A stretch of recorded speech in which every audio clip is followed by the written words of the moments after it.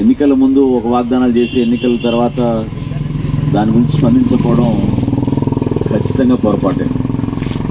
నాకు అర్థం కాదు ఏంటంటే ఈ ముఖ్యమంత్రికి ఘర్షణ వాతావరణం చాలా ఇష్టం. ప్రశాంతంగా చేసుకుంటున్న ఈ నిరసన కార్యక్రమంలో కూడా నిన్న అధికారులందరినీ పంపించి వాలంటీర్ని పంపించి స్థానాలు పాల్గొట్టండి ఇవన్నీ అంటే ఏ సమస్య అయినా సరే పరిష్కారం చేయగలుగుతాం ఆ స్థాయిలో అధికారంలో ఉన్నప్పుడు కూర్చుని మాట్లాడాలి. అమరావతి రైతులతో కూడా ఈ విధంగా చేశాడు అతను.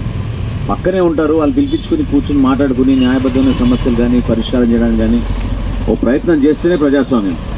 ఇప్పుడు మీ డిమాండ్స్ ఇతర రాష్ట్రాల్లో పొరుగు రాష్ట్రాల్లో ప్రత్యేకంగా అక్కడ ఉన్నట్టుగా మనకి వేతనాలు పెంచాలనేది అంగన్వాడీ హెల్పర్స్ వర్కర్స్ వీళ్ళందరూ కూడా డిమాండ్ చేస్తుంది. ఖచ్చితంగా అది న్యాయబద్ధమే. ఎందుకంటే ఈ రోజుకి కూడా సుప్రీంకోర్టు ఇచ్చిన గైడ్లైన్స్ని పాటించాల్సిన కనీస అవసరం బాధ్యత ప్రతి ఒక్కరికి ఉంటుంది. సో మినిమం వేజెస్ ప్రొటెక్షన్ కిందనే సరే కానివ్వండి, లేకపోతే లేబర్ యాక్ట్ కిందనే సరే కానివ్వండి, ఏ విధంగా చూసినా కూడా మీరు కృషి చేస్తే అనేక ప్రాంతాల్లో వైద్య సేవలు లేని ప్రాంతాల్లో కూడా మీరు తల్లుల్ని ఆదుకుంటున్నారు, చిన్న బిడ్డలను ఆదుకుంటున్నారు. మన భవిష్యత్తులో మనకి భారతదేశంలో ప్రతి ఒక్కరి కంట్రిబ్యూషన్ వాళ్ళ భాగస్వామ్యం అయ్యే విధంగా మీరు కృషి చేసిన విధానాన్ని నాకు బాగా అవగాహన ఉంది. చాలా అద్భుతమైన కార్యక్రమం ఐసిడిఎస్ ప్రాజెక్ట్ అనేది.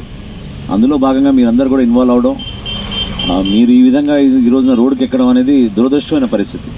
నిజంగానే కూర్చుని మీతో మాట్లాడి సామరస్యంగా ఇన్ని కార్యక్రమాలు చేస్తున్నప్పుడు రాష్ట్ర ప్రభుత్వం ఆ బటన్ నొక్కేదేదో మీ దగ్గర కూడా బటన్ నొక్కితే బాగుండేది. ప్రతి ఒక్కరికి మీ న్యాయపరమైన డిమాండ్స్ పొరుగు రాష్ట్రాల్లో ఉన్న దానికన్నా 1000 రూపాయలు పెంచుతా అని చెప్పాడు నా గతంలో. పెంచడం కాదు కదా, ఇప్పుడు తగ్గిపోయింది. ఆ విషయాన్ని ముఖ్యమంత్రి గారికి మీరు గుర్తు చేయడానికి చేసిన ప్రయత్నాన్ని వేరే విధంగా మాట్లాడడం అనేది చాలా పొరపాటు. తప్పకుండా ఈరోజు ఉదయం కూడా పవన్ కళ్యాణ్ గారు మీ సమస్య పైన పరిష్కారం జరగాలి, దీనికి ప్రభుత్వం స్పందించాలనే విషయం పైన ఆయన ఈరోజు పొద్దున స్టేట్మెంట్ రిలీజ్ చేశారు. మిమ్మల్ని అందరినీ కూడా సంఘీభావం తెలుపుతూ మీకు మద్దతు తెలుపుతూ మీ పోరాటానికి జనసేన పార్టీ నుంచి ఖచ్చితంగా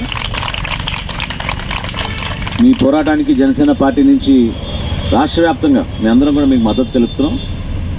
ఈ సమస్య పరిష్కారం కోసం కూడా తప్పకుండా రేపటి రోజున మన ప్రభుత్వం ఏర్పడిన తర్వాత డెఫినెట్గా నా అభిప్రాయం అయితే వ్యక్తిగతంగా ఖచ్చితంగా దీని గురించి స్పందించాలి. మేము ఇది బాధ్యత. ఇది డెఫినెట్గా దీన్ని మీ మినిమం వేజెస్ ఏవైతే ఉన్నాయో మినిమం వేజెస్ని దృష్టిలో పెట్టుకుని మీరు చేస్తున్న కార్యక్రమాలు, మీరు కష్టపడి పనిచేస్తున్న పనిని గౌరవించే విధంగా స్పందించాల్సిన అవసరం పదవిలో ఎవరున్నా కూడా వాళ్ళు తీసుకోవాల్సిన బాధ్యత ఖచ్చితంగా జనసేన పార్టీ కూడా తీసుకుంటుందని మనస్ఫూర్తిగా మిమ్మల్ని మీకు భరోసా ఇవ్వడానికి, మీకు అండగా నిలబడడానికి ఈరోజు పెద్దలు ఆహ్వానించినప్పుడు నేను తప్పకుండా వస్తా అని చెప్పాను.